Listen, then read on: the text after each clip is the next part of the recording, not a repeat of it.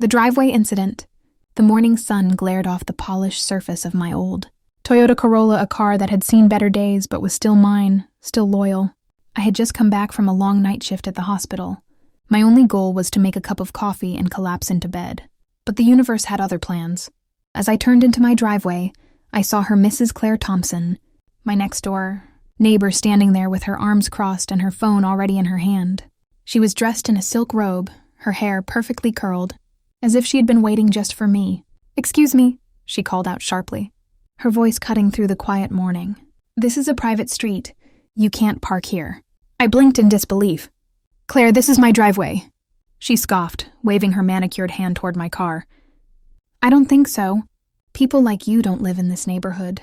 The word stung. People like me. I knew exactly what she meant. My skin, my accent, my car, all of it screamed outsider to her. I tried to stay calm. "Ma'am, I've lived here for 3 years. You can check the mailbox if you'd like." But she didn't want proof. She wanted control. Her perfume strong, artificial, mixed with the scent of cheap wine as she took a step closer. "If you don't move that junk car, I'm calling the police." "Do what you have to," I said quietly. "I'm not moving it." 2 minutes later, the flashing red and blue lights painted the street. 2 officers stepped out. My heart sank.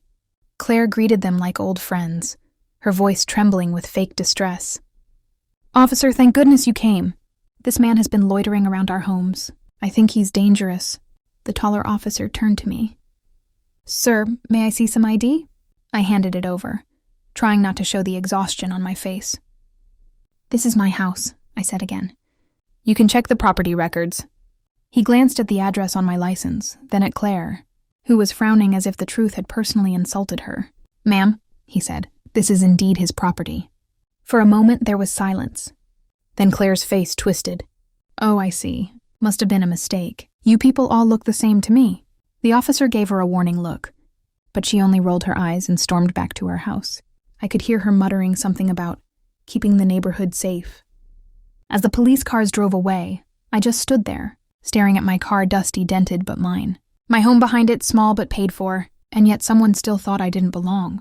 I sat on the porch steps, coffee untouched, and let the weight of the moment sink in. Years of hard work, countless shifts, taxes paid, neighbors greeted with smiles, and still, I was just that guy with the old car. But as I looked around, I realized something important. They could doubt my worth, question my presence, or call the cops all they wanted, but they couldn't take away the fact that I'd built this life myself. I wasn't leaving.